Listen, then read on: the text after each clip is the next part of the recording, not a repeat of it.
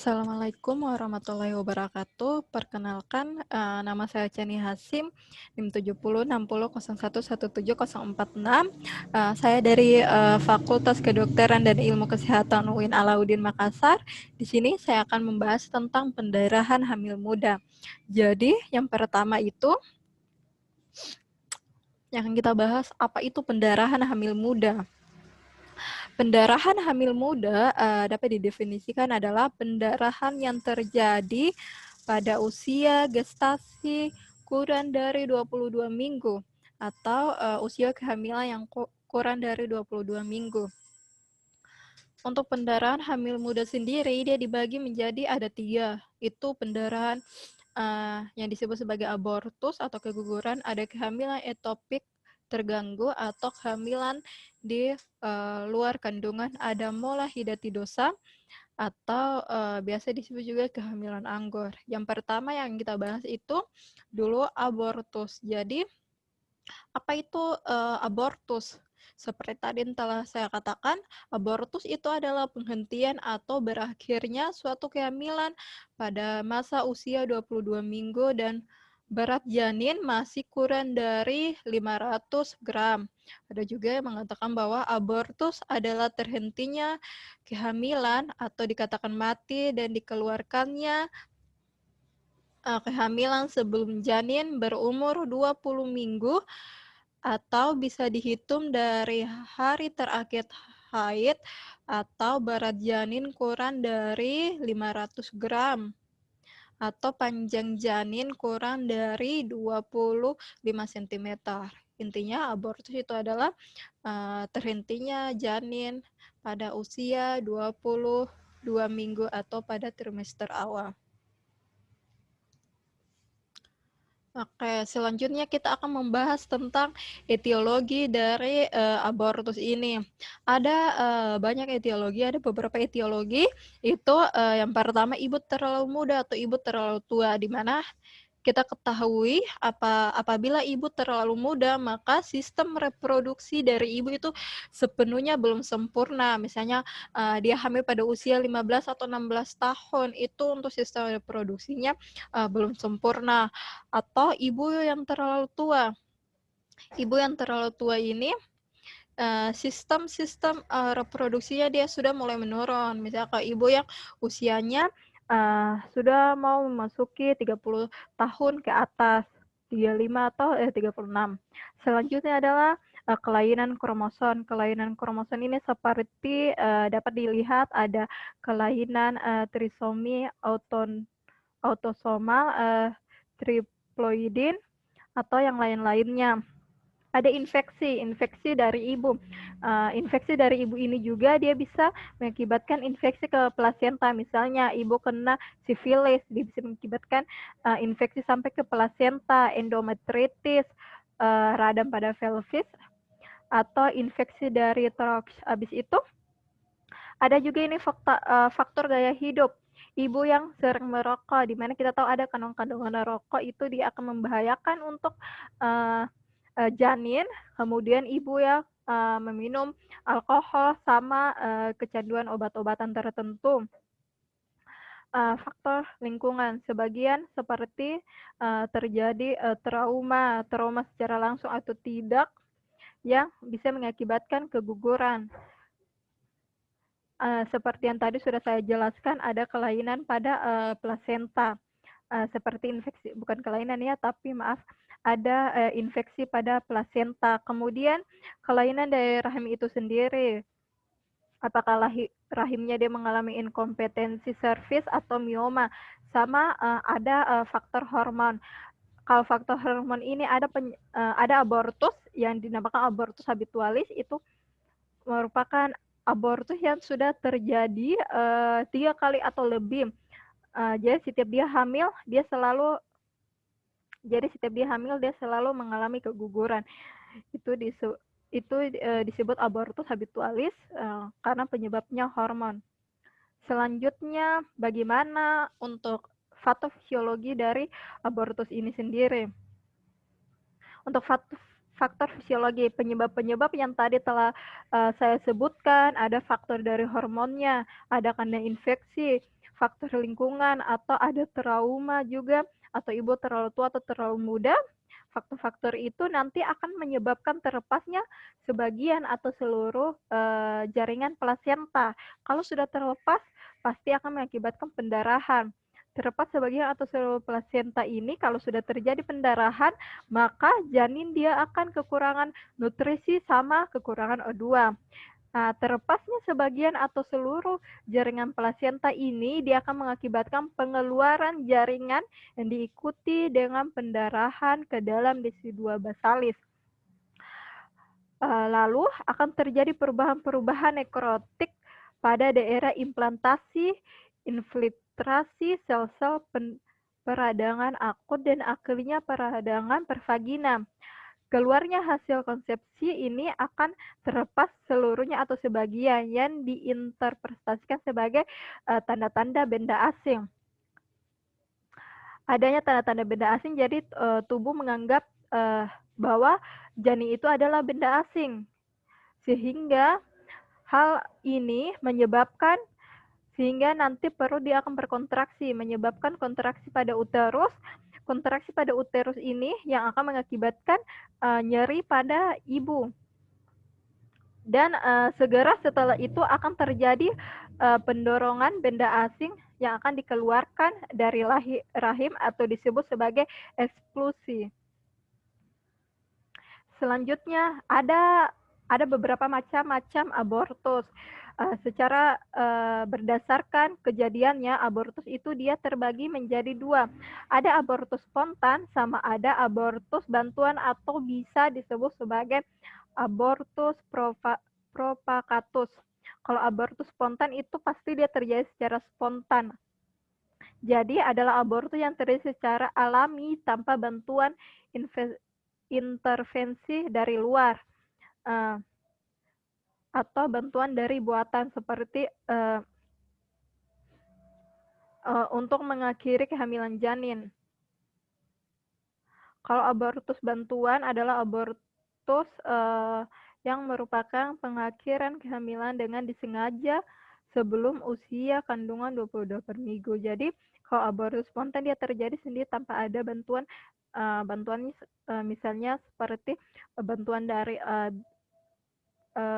dukun-dukun yang kasih gugurkan anak. Ada juga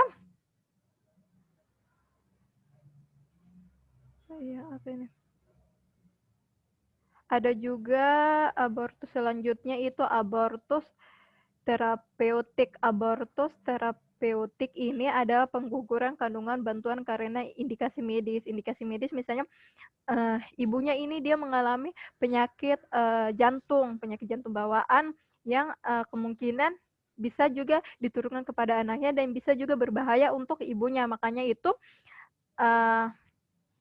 untuk abortus terapeutik untuk kita tidak menimbulkan bahaya untuk janinnya atau ibunya, maka kita melakukan abortus dengan persetujuan dari ibu itu sendiri. Kemudian berdasarkan gambaran klinisnya, abortus itu dia terbagi menjadi ada abortus imminens, abortus incipient, abortus komplit, mission abortus habitualis, sama abortus infeksiosa atau septik. Tadi kan saya sudah jelaskan bahwa abortus habitualis itu dia bisa disebabkan karena faktor hormon sehingga ibunya dia mengalami kehamilan, setiap dia hamil dia selalu mengalami keguguran. Untuk abortus infeksiosa atau septik dan septik juga ini bisa diakibatkan karena faktor infeksi itu. Bisa kita lihat di gambar di sini ada abortus imminens. Bisa dilihat bahwa abortus imminens adalah keguguran yang terjadi di mana pengeluaran darahnya masih sedikit-sedikit.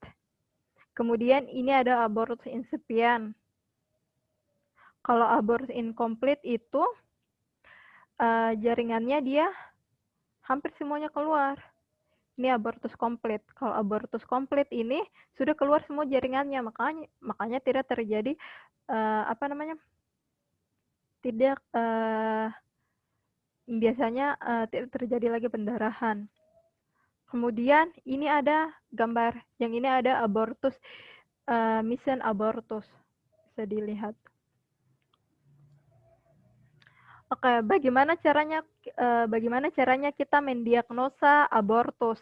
Jadi yang pertama kita lakukan anamnesis mulai dari kita tanyakan riwayat, keluhan dia datang, riwayatnya, umur, alamat dan sebagainya yang terkait dengan abortus. Kemudian kita lakukan pemeriksaan penunjang. Pemeriksaan penunjang dapat dilihat kita akan lakukan pemeriksaan mulai dari lakukan pengukuran tekanan darahnya, melakukan Leopard, habis itu lingkar lengan, habis itu kita mengukur juga berat badan, bisa dilihat seperti di gambar. Kemudian kita lakukan pemeriksaan penunjang.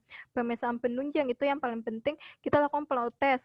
Apabila terjadi pendarahan, maka kita tentukan dulu, ini dia hamil atau tidak. Biasanya kalau dia hamil, terus terjadi pendarahan, baru itu hamil muda, maka bisa kita maka bisa kita tanamkan bahwa ini adalah pendarahan hamil muda, bisa disebabkan mungkin abortus atau kehamilan ektopik atau yang lainnya. Kemudian kita tentukan HB-nya, leukosit, waktu pembekuan darah, sama fibrinogen. Untuk yang misien abortus, sama kita lakukan pengukuran trombosit. Kemudian kemudian kita lakukan USG. USG ini juga sangat penting untuk pemeriksaan penunjang untuk kehamilan, apalagi untuk pendarahan. Kemudian untuk mendeteksi penyebab-penyebab terjadi, untuk mendeteksi penyebab-penyebab yang menyebabkan abortus, bisa kita lakukan pemeriksaan HSG, bisa kita lakukan terus toksoplasmosid, GDS, sama hormon GDS untuk mengetahui kan mungkin penyakit seperti DM bisa mengakibatkan keguguran. Kemudian yang pertama dulu, kan tadi berdasarkan gambaran klinis ada beberapa abortus. Yang pertama kita akan bahas tentang abortus imminens. Apa itu abortus imminens? Abortus imminens adalah perdarahan ringan di mana hasil konsepsi masih berada dalam kavum uteri.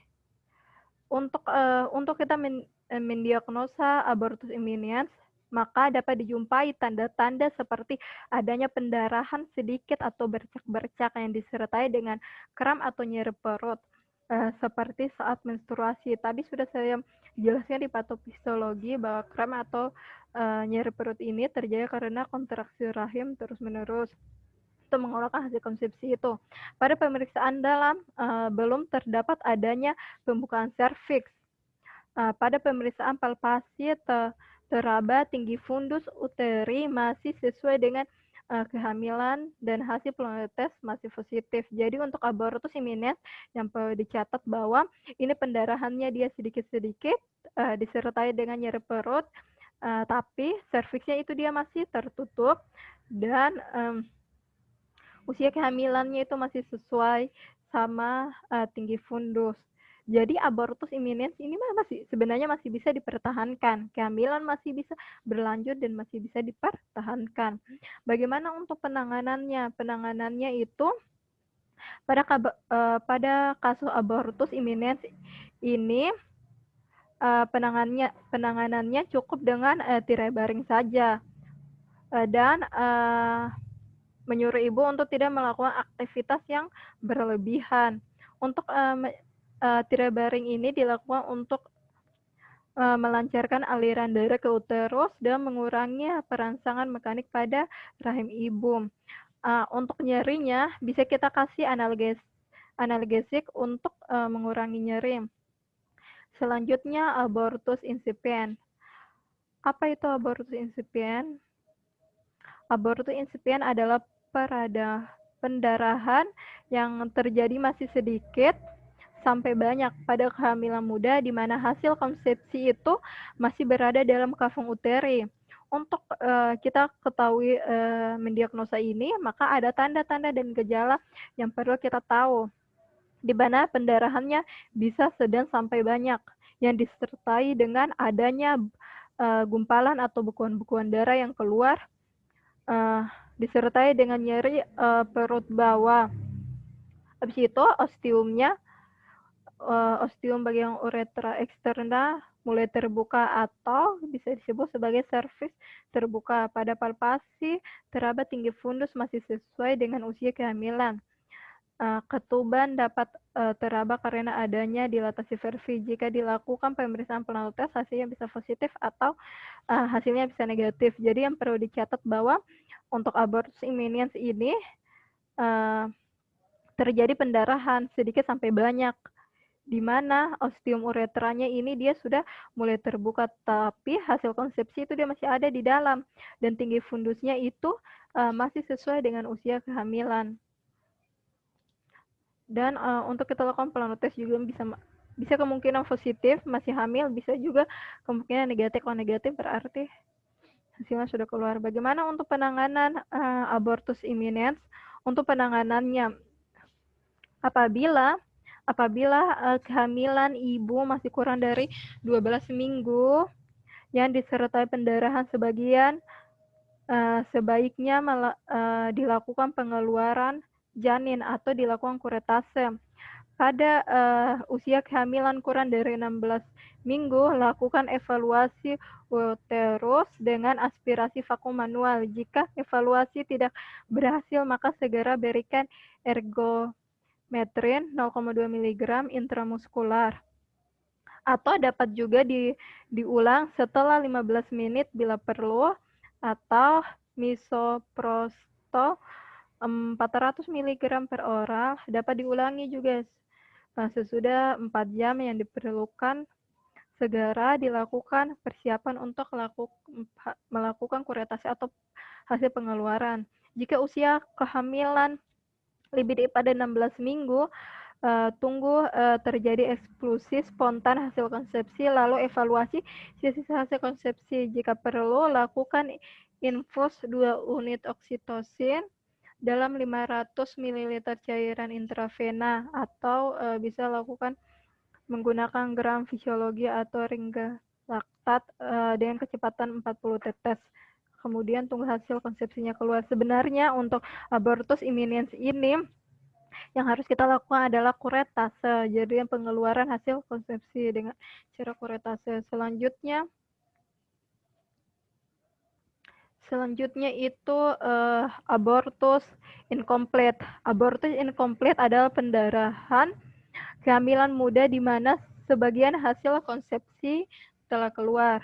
Untuk mendiagnosa, bagaimana caranya kita untuk mendiagnosa? Jadi yang pertama, tanda dan gejalanya dulu. Untuk tanda dan gejala untuk abortus incomplete ini, yang pertama adalah terjadi pendarahan yang terjadi bisa sedikit, kemudian banyak, disertai keluarnya hasil konsepsi, nyeri hebat, ostium uretra, atau serviks telah terbuka 1-2 jari.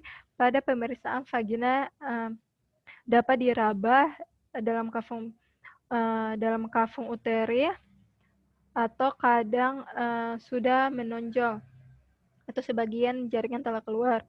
Dapat menyebabkan juga shock karena pendarahannya apabila terjadi terus-menerus dan banyak dapat menyebabkan shock. Habis itu pada pemeriksaan pleno test bisa positif, bisa negatif. Ibu sampai bisa mengalami anemia akibat pendarahan. Keluarnya kafum uteri melalui kanalis cervicalis. Nah, bagaimana penanganannya? Sebenarnya untuk penanganannya ini sama seperti penanganan imminens abortus yang kedua tadi. Jadi penanganannya ini dapat dilihat bahwa sebenarnya yang dapat kita lakukan adalah dengan cara melakukan kuretase.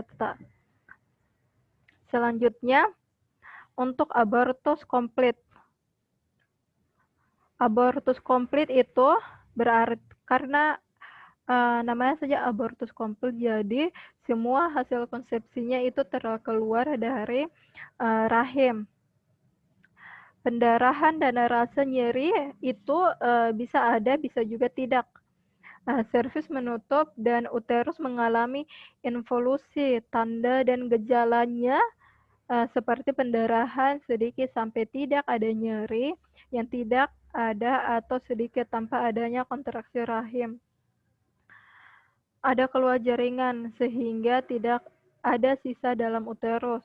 Ostium uteris sudah menutup dan uterus sudah mengecil, atau tinggi fundus uteri tidak sesuai dengan usia kehamilan. Jadi untuk abortus komplit, karena semua hasil konsepsinya sudah keluar, habis itu juga serviks itu dia sudah tertutup karena semua hasil konsepsi sudah keluar. Jadi tinggi fundus uteri itu dia tidak sesuai sama usia kehamilannya ibu, dan sudah tidak terjadi pendarahan karena semua hasil konsepsinya sudah keluar. Bisa juga terjadi pendarahan. Bagaimana kita menangani untuk abortus komplit? Sebenarnya penanganannya itu tidak terlalu khusus, tidak perlu dilakukan evakuasi atau terapi khusus. Cukup mungkin hanya tirebering sama lakukan observasi pendarahan. Seperti kita lihat apabila pendarahannya banyak atau ini apabila ada terjadi pendarahan. Kemudian kita lakukan konseling, rujuk ke konseling asuhan pasca keguguran. Untuk membantu involusi uteri dapat diberikan metergen tablet. Bila pasien mengalami anemia, diberikan sulfas ferrosus 600 mg. Dan anjurkan ibu untuk mengonsumsi vitamin atau mineral. Selanjutnya itu abortus habitualis. Abortus habitualis adalah abortus spontan yang terjadi 3 kali atau lebih berturut-turut. Tanda dan gejala seperti kehamilan triwulan kedua, terjadi pembukaan serviks tanpa disertai nyeri. Ketuban bisa sampai pecah. Penderita sering mengeluh bahwa ia terlalu banyak mengeluarkan lendir dari vagina. Dengan menggunakan hysterosalivingografi, maka kita bisa mengetahui ostium internum uteri melebar lebih dari 8 mm. Untuk penanganannya, maka kita bisa penanganan secara hormon, mengatur hormonnya. Kemudian selanjutnya abortus, misen abortus. Misen abortus janin muda dan janin yang muda telah mati tertahan di dalam rahim selama 2 bulan atau lebih. Gejala dan tandanya itu gejala tidak terlalu subjektif. Ditemukan tanda-tanda kehamilan menghilang, mama agak mengendor, uterus tidak membesar bahkan mengecil. Tes kehamilan menjadi negatif, serta denyut jantung janin telah menghilang. Dengan melakukan USG dapat ditentukan segera apakah janin sudah mati atau belum. Penanganannya pada trimester kedua, uterus dikosongkan dengan metode dilatasi atau evakuasi. Jadi kuretase lagi. Selanjutnya adalah abortus infeksiosa.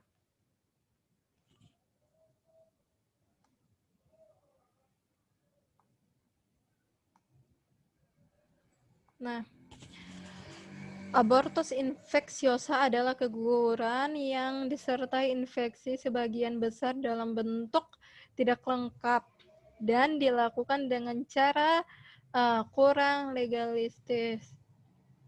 Tanda dan gejala meliputi panas, takikardi, pendarahan per vagina dan berbau, uterus besar lunak, nyeri tekan, dan adanya leukositosis. Penanganannya juga kita berikan antibiotik.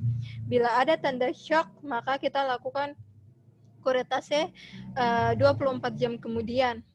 Bila Itu bila tidak ada tanda shock. Bila ada shock, maka berikan infus RL, transfusi, dilakukan kuretase. Kemudian dilanjutkan dengan kuretase.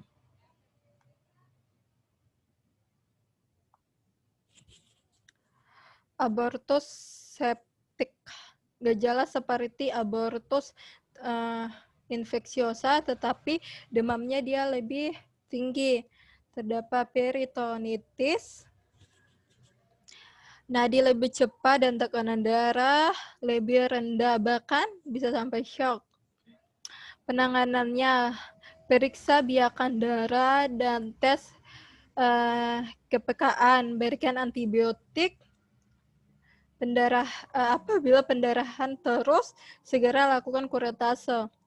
Bila tidak berdarah, kuretase setelah 6 jam pemberian obat. Bila kuretase gagal, maka dan tanda perforasi uterus positif, kerusakan dan terdapat kerusakan alat abdomen, maka lakukan histerektomi. Jadi untuk abortus infeksiosa sama abortus septik, kita tangani penyebabnya infeksi, kemudian apabila terjadi shock sama pendarahan hebat, maka segera kita lakukan kuretase. Apa komplikasi dari ini abortus? Komplikasi dari abortus itu yang pertama, adanya pendarahan yang hebat, adanya infeksi, perlukaan di intraabdomen sampai bisa mengakibatkan kematian.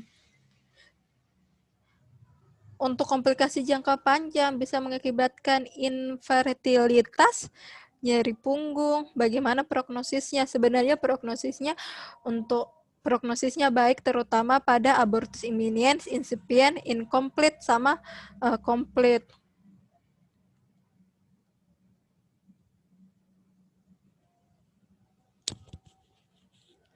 Selanjutnya, kehamilan ektopik.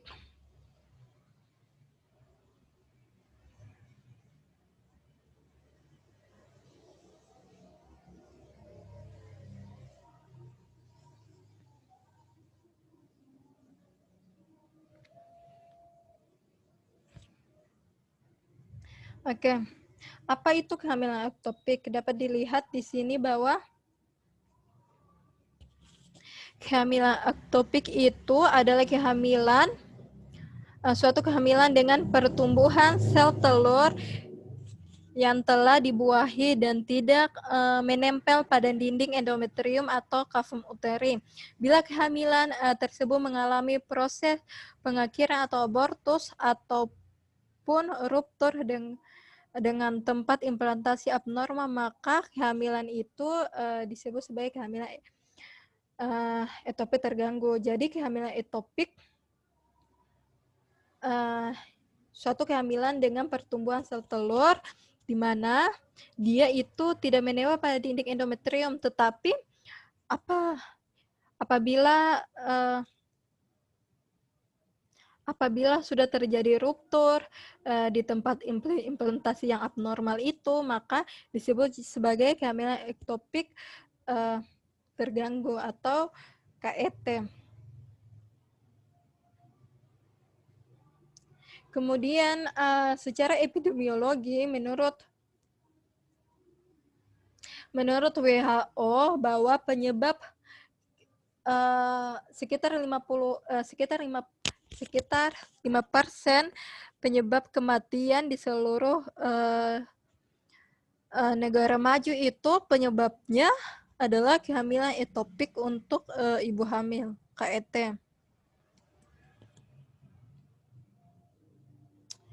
Nah, di mana saja itu lokasi-lokasi kehamilan ektopik? Yang paling banyak adalah di tuba fallopi. Paling banyak itu di tuba fallopi. Itu adalah tempat yang paling sering terjadi kehamilan ektopik. Bisa dilihat, dia juga kehamilan ektopik bisa terjadi infantubulum tuba, habis itu bisa di ovarium sampai ke rongga perut juga bisa. Dia seperti gambar di sini, bisa sampai ke cervix, bisa di isthmus, tuba, bisa juga di ampula. Tetapi yang paling banyak adalah di tuba Fallopi.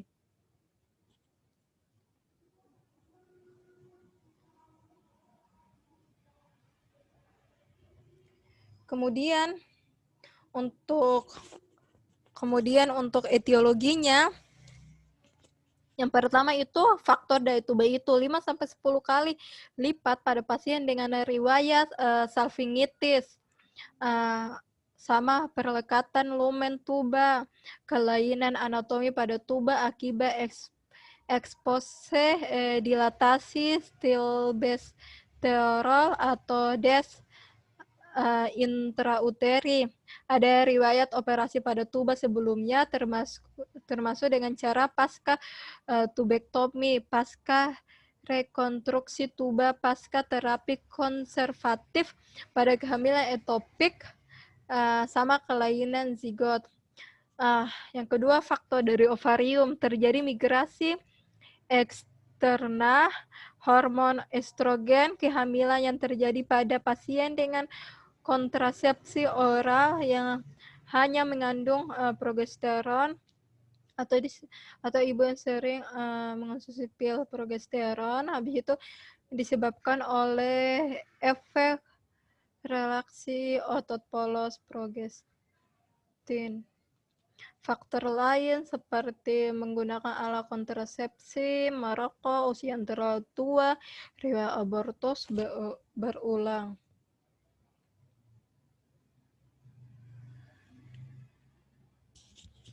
Nah, bagaimana untuk patofisiologinya? Sebenarnya pada kehamilan normal, proses pertumbuhan itu, pada kehamilan normal, proses pertumbuhan terjadi di tuba.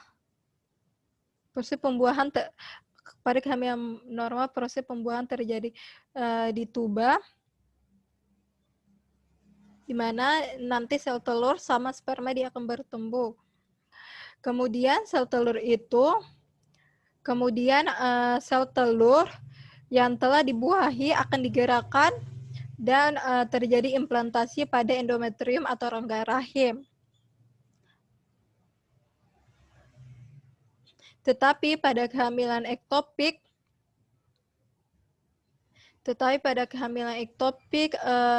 dengan penyebab-penyebab yang telah disebutkan,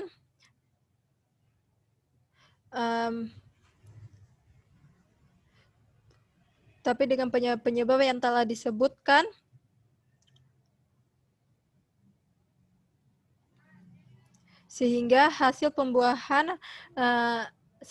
akan menimbulkan hasil pembuahan atau tidak bisa masuk ke rongga rahim, sehingga sel telur yang telah dibuahi tumbuh dan berimplantasi atau menempel di beberapa tempat pada rongga reproduksi wanita, seperti pada rongga rahim. Nah, selain rongga rahim, antara lain yang paling banyak di tuba Fallopi, bisa di kanalis cervix, bisa di ovarium, rongga perut, dan di tempat-tempat lainnya.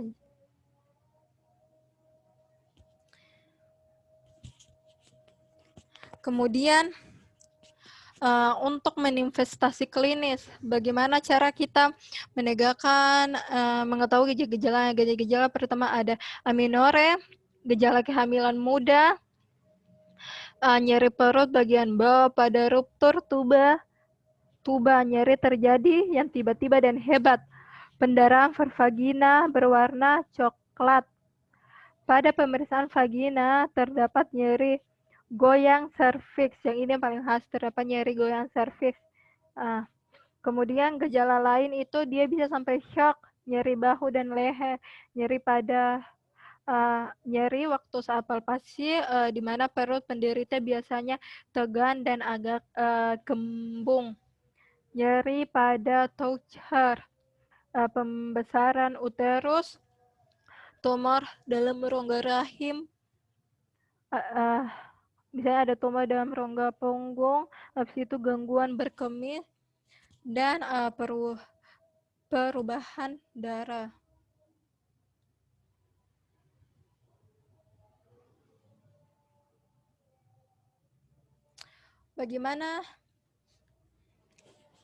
Bagaimana caranya penegakan diagnosa? Yang pertama kita lakukan anamnesis. Anamnesis mulai dari tanyakan nama pasien, alamat, keluhan-keluhannya pasien seperti gejala klinis yang telah disebutkan di atas, seperti nyeri, ada pendarahan. Kemudian kita lakukan pemeriksaan fisik. Pemeriksaan fisiknya itu penderita tampak kesakitan dan pucat habis itu pada pendarahan dalam rongga perut terdapat tanda-tanda shock dapat ditemukan. Perut bagian bawah hanya sedikit mengembung dan terdapat nyeri tekan. Pada pemeriksaan ginekologi terdapat pergerakan serviks menyebabkan nyeri. Bila uterus dapat diraba, maka akan teraba sedikit membesar dan kadang-kadang teraba tumor di samping uterus dengan batas yang sukar ditentukan. Suhu kadang-kadang naik sehingga menyukarkan perbedaan dengan infeksi selfish.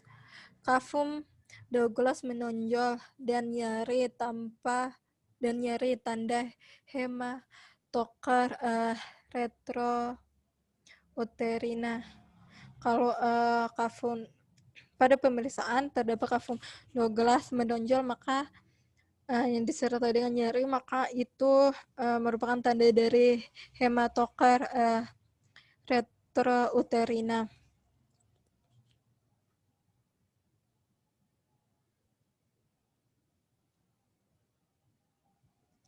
Selanjutnya pemeriksaan penunjang. Pemeriksaan penunjang bisa kita lakukan pemeriksaan laboratorium, yaitu pemeriksaan Hb, leukosit, hormon, sama pemeriksaan beta HCG.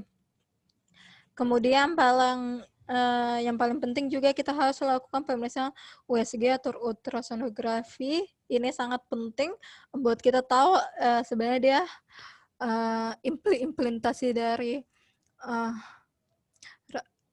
implementasi dari hasil konsepsi ini berada di mana. Kemudian lakukan laparoskopi, pemeriksaan laparoskopi.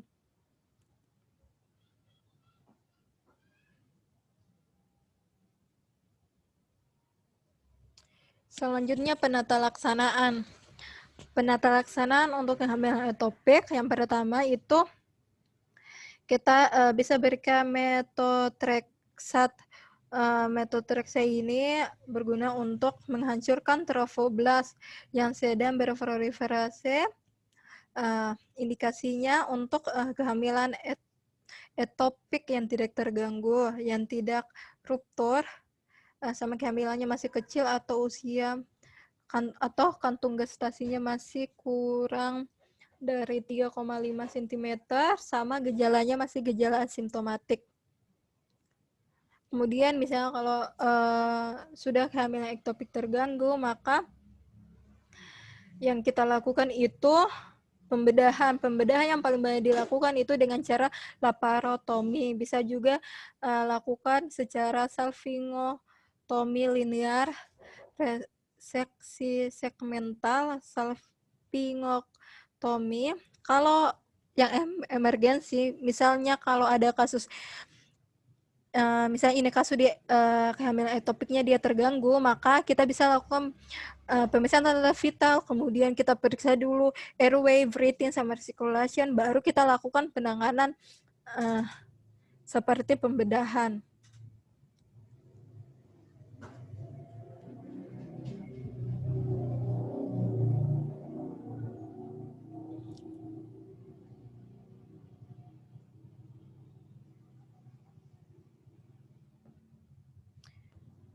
Kemudian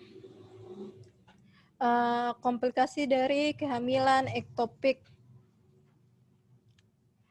Komplikasi dari kehamilan ektopik itu Yang pertama adalah pada pengobatan yang konservatif, yaitu jika terdapat ruptur tuba telah lama berlangsung 4-6 minggu, maka akan terjadi pendarahan ulang. Ini merupakan indikasi dari operasi. Bisa terjadi infeksi, bisa terjadi subileus karena massa pada pelvis, bisa terjadi sterilitas. Bagaimana untuk prognosisnya? Untuk prognosisnya itu, bila pertolongan terlambat, maka angka kematian itu sangat tinggi. Pada umumnya, kelainan yang menyebabkan kehamilan ektopik bersifat bilateral. Sebagian perempuan menjadi steril setelah mengalami kehamilan ektopik lagi pada tuba yang lain. Angka kematian ektopik yang berulang dilaporkan 0 sampai 14,6%.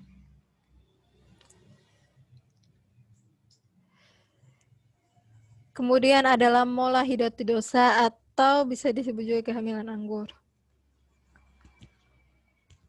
Untuk mola hidatidosa sendiri, dia merupakan suatu kehamilan patologi di mana karion mengalami beberapa hal, yaitu terjadinya degenerasi hidrofik dan kistik dari Villi chorioalis, proliferasi trofoblast, dan tidak ditemukan pembuluh darah janin.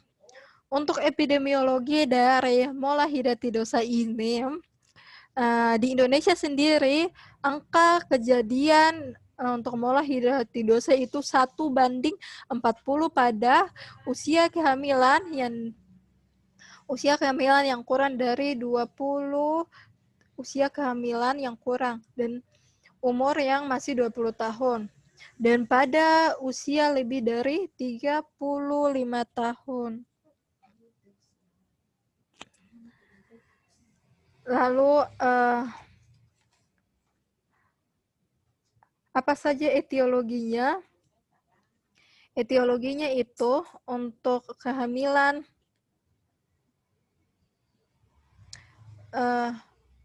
etiologinya untuk mola hidatidosa itu karena yang pertama faktor dari ovarium, di mana ovarium dia mengalami patologi sehingga mati dan terlambat dikeluarkan. Terdapat imunosekretif dari trofoblast, paritas yang tinggi, kekurangan protein, adanya infeksi, kelainan genetik, usia ibu yang terlalu muda atau terlalu tua, sama riwayat kehamilan mola sebelumnya. Mola hidatidosa sendiri, dia itu diklasifikasikan secara dibagi menjadi dua. Ada mola hidatidosa yang komplit sama yang parsial.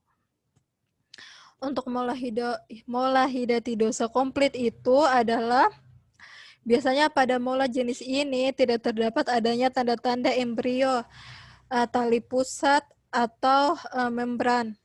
Kematian terjadi sebelum berkembangnya sirkulasi plasenta. Sedangkan mola hidatidosa parsial merupakan keadaan di mana perubahan mola bersifat lokal serta belum begitu jauh dan masih terdapat janin atau sedikitnya kantong amnion. Tanda-tanda adanya suatu embrio, kantong janin, atau kantong amnion dapat ditentukan karena kematian terjadi sekitar minggu ke-8 atau ke-9.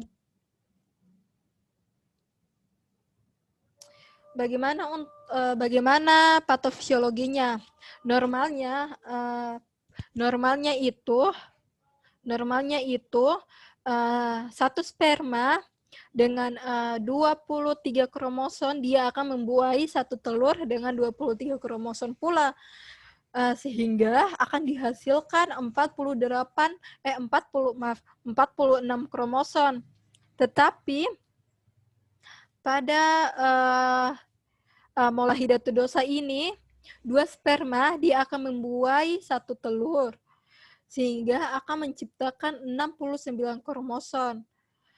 Maka hal ini disebut sebagai triploid. Dengan materi genetik yang terlalu banyak, maka kehamilan akan berkembang secara abnormal.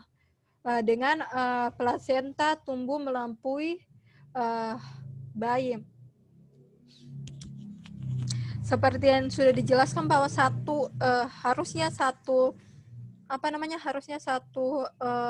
sperma itu dia harus membuai 1 ovum. Ovum yang telah dibuahi ini akan membelah. Ovum yang telah dibuahi itu dia akan membelah dari 1 menjadi 2 atau disebut blastosis. Habis itu dibelah lagi sampai terbentuk morula. Nanti morula ini dia akan berjalan, dia akan selalu membentuk dan berjalan menuju ke kavum uteri. Sesampainya di kavum uteri, ini sel-sel morula dia akan terbagi menjadi 2. Ada yang trofoblast sama ada yang embrional. Sedangkan trofoblast ini adalah sel yang berada di sebelah luar dan merupakan dinding dari sel telur. Sedangkan bintik benih atau disebut juga sebagai nodus embrional ini sel yang terdapat di sebelah dalam yang akan membentuk bayi. Pada fase morula ini sel seharusnya mengalami nidasi, tetapi karena adanya proliferase dari trofoblast atau pembengkakan filih atau degenerasi hidrofilik dari stromafili dan hilangnya pembuluh darah stromafili, maka nidasi ini tidak akan terbentuk sehingga trofoblast akan terbentuk gelembung-gelembung. Dan trofoblast juga dia akan mengeluarkan hormon HCG yang begitu tinggi yang akan mengakibatkan ibu merasa mual dan muntah. Kemudian bagaimana caranya kita manifestasi atau menentukan gejala-gejalanya? Apa saja gejala-gejalanya? Tanda dan gejala pada kehamilan ini itu kadang kala ada tanda toksemia gravidarum, terdapat pendarahan yang sedikit atau banyak yang tidak teratur, pembesaran uterus tidak sesuai atau dia lebih besar dari usia kehamilan. Dengan kehamilan tua seharusnya biasanya dengan orang yang hamil tua, usianya sudah tua, kemudian keluar jaringan mola seperti buah anggur yang merupakan diagnosa pasti. Muka dan kadang-kadang badan kelihatan pucat kekuning-kuningan. Tidak teraba bagian janin dan balotemen juga gerakan janin. Adanya fenomena harmonika di mana darah dan gelembung mola keluar dan fundus uteri turun, lalu naik lagi karena terkumpulnya darah baru. Tidak terdengar bunyi denyut jantung janin, terdengar bising dan bunyi khas. Perdarahan tidak teratur, penurunan berat badan yang berlebihan. Untuk mendiagnosa, yang pertama kita lakukan anamnesis. Seperti biasa, anamnesis itu mulai dari gejala-gejala, mulai dari pengenalan, keluhan, terus gejala-gejala yang telah disebutkan di manifestasi klinis. Kemudian pemeriksaan fisik. Untuk pemeriksaan fisik umumnya ukuran uterus lebih besar dari usia kehamilan. Dijumpai kista lutein yang biasanya lebih besar dari kista lutein biasa. tidak teraba bagian janin, terdapat bentuk asimetris, bagian menonjol yang sedikit padat, biasanya disebut dengan mola destron. Kemudian tidak ada balotemen, tidak dijumpai adanya denyut jantung janin walaupun ukuran kehamilan besar. Selanjutnya adalah pemeriksaan penunjang. Untuk pemeriksaan penunjang, kita tentukan beta HCG-nya. Biasanya untuk kehamilan molahidatidosa ini beta HCG-nya dia sangat tinggi. Kemudian kita lakukan uji sendo. Kalau uji sendo pas kita masukkan itu sendo ke dalam rahim, apabila pas kita masukkan tidak ada tekanan, maka kemungkinan itu adalah mola. Kemudian kita lakukan foto ronsen abdomen.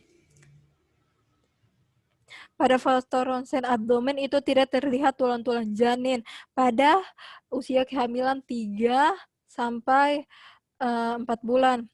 Yang paling penting atau yang paling khas dari mola juga kita harus lakukan pemeriksaan ultrasonografi. Yang pada pemeriksaan USG ini yang khasnya dapat kita lihat gambaran badai salju atau snowflake pattern dan tidak terlihat janin. Kemudian kita lakukan foto toraks. Pada foto toraks ini pada mola ada gambaran emboli di udara. Jadi untuk pemeriksaan penunjang yang khasnya itu beta HCG-nya dia tinggi, kemudian USG-nya itu terdapat badai salju, gambaran badai salju. Ini merupakan